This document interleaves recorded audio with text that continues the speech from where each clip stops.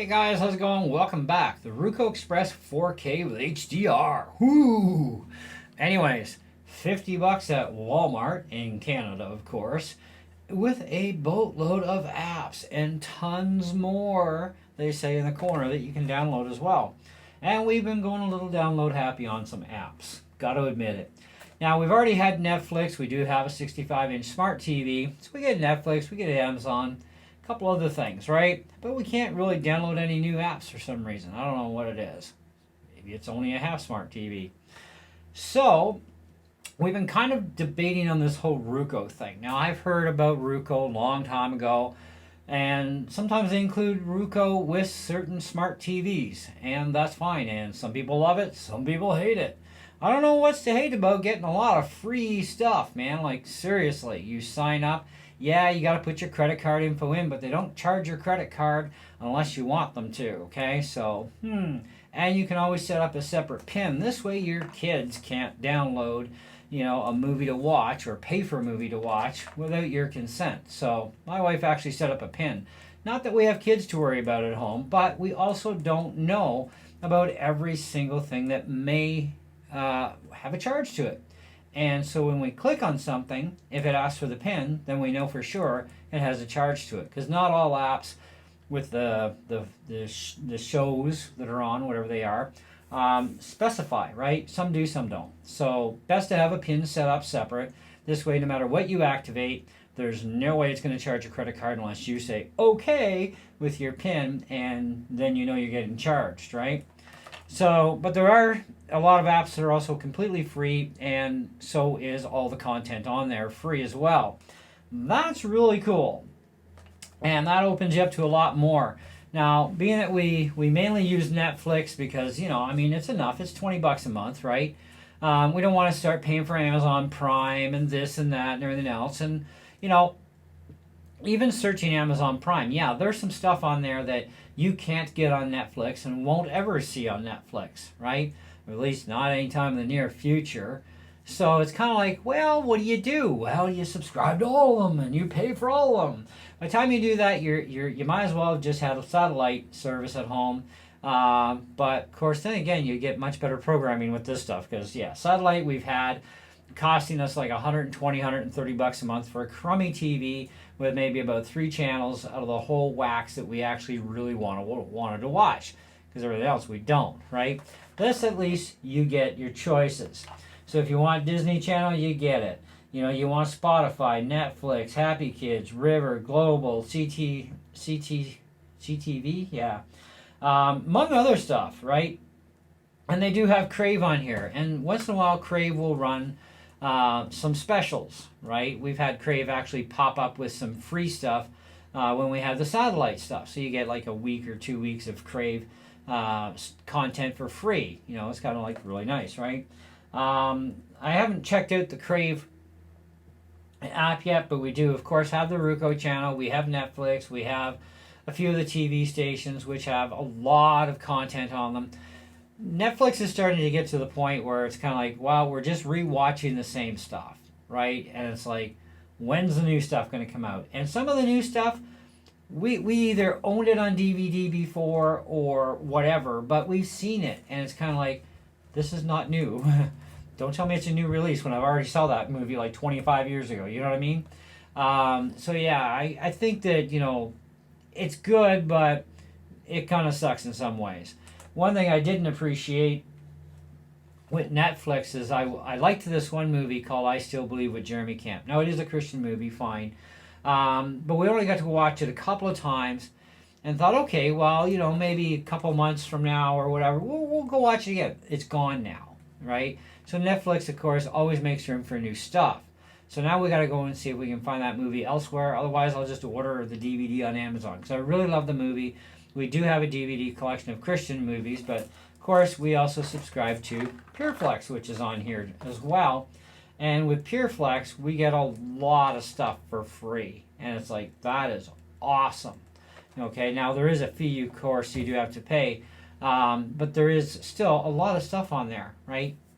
And of course, I Still Believe's not up there right now, but that's okay, you know. There's a lot of cool stuff we've never seen.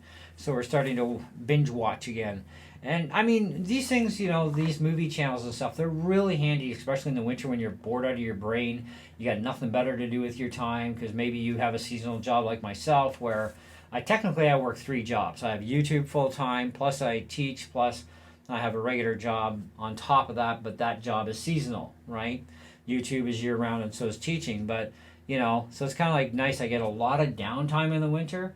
That I get a lot of spare time to myself. So that to me is the ideal time to go binge watch crazy. Unfortunately, we go binge watch no matter what. Anyways, setting this thing up is relatively simple. However, some newer routers may give you an issue. We have a 1 gigabit D-Link router that, though it is in the Wi-Fi list, this, even with the newest firmware update that it had to do anyway, still won't let us connect to it. So I had to connect it with a older hub that older router actually, that I have tied into that router that I use to run my old Mac in the corner here because of the security encoding that's on our D-Link router. It's newer than what that Wi-Fi supports in that old computer. So it's kind of like, okay, well, that's not a big deal for that, but I'm stuck going into that router for this for now. So I may have to go into the programming of the router, find out what's going on, because there's no way that a brand new device should not connect to a modern day gigabit router. So, and besides, we're going all Wi-Fi here. Now you can, of course, see a bit of a picture of the remote there. You get a better view of the remote back here, as well as the unit where my finger is. That's the back side of it. The front side is basically your sensor. But you get 4K, 1080p, 720, blah, blah, blah, okay? You've got an HDMI port for your video. You've got, of course, the USB, micro USB for your power supply that powers the unit, and of course a master reset, so that if you decide to sell this, you can factory reset the entire unit and wipe out all your junk that you had on there, okay, including any sign-in information and so on. Now, if you want 4K, you do require 4K TV. If you want HDR access, you need HDR on your TV, blah, blah, blah, okay? Now, there's a couple versions of these units that are out there. This one's kind of like the middle of the road one for $50. Then they have the top end one for $70. But the $70 unit is just a little dongle is all it is with an HDMI connector. You plug it into your TV and away you go. Now it also has voice command, and I thought, well, for another $20, I don't need voice command. It's totally pointless to me, right? Like, what do I need voice command for, right? I don't mind going beep and pushing buttons like crazy. Now, if you need a spare remote is only $30. Not bad. Not great, but not bad. I mean, it'd be better if it was 20, but $30 for a spare remote, I guess, okay. It is a quality remote, though. I'll give it that, and it is a quality unit. And with this little unit here, it also has that removable type commander strip tape, kind of like what I've got for hooks on the wall. It's got the commander tape, so you can just pull down and safely take it off the wall without wrecking your wall. They have that sort of a double-sided, really super sticky adhesive thing, so you can mount the unit. Now, keep in mind, the HDMI cable that comes with it is very short, okay, so you're kind of limited to where, depending on how your TV is set up at the back end. And I didn't find that the USB cable for the power that comes with it was very long either. In fact, it wouldn't reach to my unit to where my TV is. And I didn't feel like running an extension cord in behind the TV just to make up the difference. So instead, I just took a 10-foot charge cable that I had, brand new one that I had plans for. Now I gotta go buy another one. But either way, at least it goes. Now you do get the HDMI cable, you get the main unit, you get a remote, of course your literature in your box. You get a charger block as well, okay, USB charge block that the cable plugs into to power the unit with. So it is powered from separate USB power, no big deal. But yeah, it works good though. We're really happy with it. Definitely really happy with all the extra apps we have downloaded so far. And with all the free content we're able to get, it's just fantastic. It's like, wow, we get TV stations, we get other kinds of movies, we get to binge watch series, and there's stuff even on there that's older that we really liked. And, it's kind of like, well, it's there, for now at least, until they make room on the server for something else. But it works great. Now, there was one little hiccup other than the Wi-Fi thing we ran into.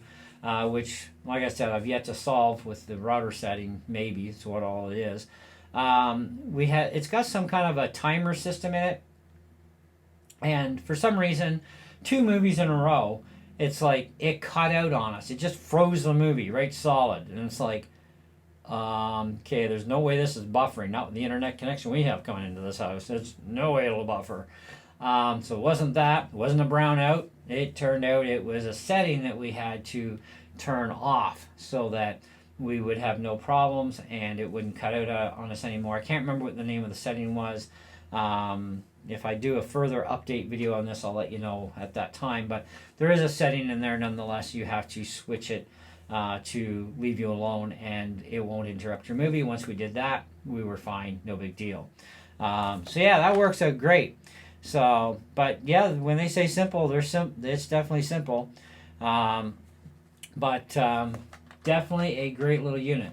The cheapest unit, of course, is not going to give you 480. I think it gives you like 1080 and 720, and that's it. So if you just have an HD TV, which, you know, when we were looking at this the other day, it's kind of like thinking about our bedroom TV. We have a 42-inch, but it's only high def. So it's like, yeah, but I don't really like their high def unit, you know, like HD unit. This is better. It's got 4K or HD.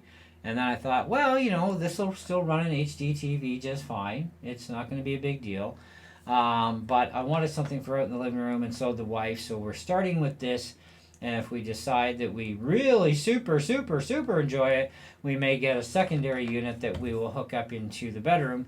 And seeing as it's Wi-Fi, that works out perfect. You know, because we don't want to run piles of cables everywhere and all that jazz. You know, and so it's kind of nice having the Wi-Fi access, and it is super fast Wi-Fi, but you do also have to have a fast internet connection coming into the home as well on your Wi-Fi router, so that you won't get buffering going on. Okay, or hopefully you never get buffering going on, but depends on your internet service, I guess. Anyways, what we got works perfectly fine, so we're more than happy with the unit. So that's fantastic. Now, as far as you guys wanting star ratings, at this point in the game, I'm at, you know, I would give this thing probably an easy 4 out of 5.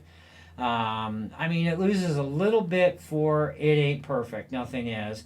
And it's losing the other half of the star. Well, obviously because we have a Wi-Fi connection point issue that it shouldn't have this problem, but it is. We have to figure out how to resolve it. Because like I said, there's no way that something that's brand new modern day tech should not have it shouldn't have any kind of problem going to a modern day gigabit router. You know, it's pathetic. It has to be attached currently to like a 5-year-old 300 megabit router in order to use it. Now it does work fine and we're not getting buffering, but that's not the router I want to hook into. I want to hook into my gigabit router because it does have even faster Wi-Fi access points. So I got to figure out how to do that with the router. That's another motivational day, I suppose you could say. But they say all you need is broadband internet, a wireless router, and a TV with an HDMI port, HDCP 2.2 for 4K, which I think I might be in the right slot or the wrong slot for that. I'm going to have to check my HDMI ports. It does also come with 2 AAA batteries, by the way. Like the entire box contents kind of goes like this. You get the Roku Express 4K module. You get a remote with preset channel shortcuts. Now, that's not all the channels you get. You get a lot more. They have some normal ones that everybody goes after. 2 AAA batteries. They're quality batteries. They're actually name brand. I think they were either Duracells or Energizers, one of the two. You get the power adapter, of course, to run the unit, and a premium HDMI cable. Well, that is about as premium as, I don't know, but it's not no premium cable, I'll tell you that right now. But it is a good cable and it works, and that's all that matters. It is short, though, so like I said. You can use your own HDMI if you want to have a better quality HDMI cable if it bugs you. But we've had no issues with it, so might as well use it, right? And it does access the 4K setting capability, so that's fine. What else? That's pretty much it. You know, you've got Roku, you got Crave, Disney, CBC, you've got Paramount Pictures, you got Apple TV on this thing. You got Global, River, Cineplex is great too. Why go to the movie theater and drive a half an hour, waste a pile of gas, and sit in front of a 500-foot screen when you can sit in front of your 65-inch TV or 90-inch TV at home and not have to go anywhere or deal with people, okay? And rip off prices at the booth for your pizza and popcorn and whatever other junk food. So the Cineplex thing is kind of a nice advantage. Spotify, Netflix, all that, and they say, apparently there's plus thousands of more, whatever that's supposed to mean, thousands of more apps. I don't know. We'll have to figure out what's available out there, but there's a ton load. And yeah, I think it's a great unit. I think it's worthwhile buying. Take a look at one, try one out. Doesn't hurt to try. At least with electronics at Walmart, you got about 2 weeks usually to get it refunded if you don't like it. But whether you got a dumb TV or a smart TV, some smart TVs like ours isn't that smart, obviously, because we can't even download any other apps. Just whatever it came with on the programming, that was it. So this gives us so much more that our smart TV side does not. So, and it works. But we like it, like I said. So that's where I'm at with it. Take it for what you will. Thanks for watching. Hope you enjoyed the video. Comments as usual down below. If you've had one of these things or you currently have one, let me know what you think of it in total, because I'd like to hear your opinion as well. If you've actually tried this unit or, didn't like it, fine. If you do like it, let me know. Either way. And if there's a way around that modern day router fix before I figure it out, let me know that too. Because, yeah, anyways. But there you go. That's it. That's all. Thanks for watching. See ya.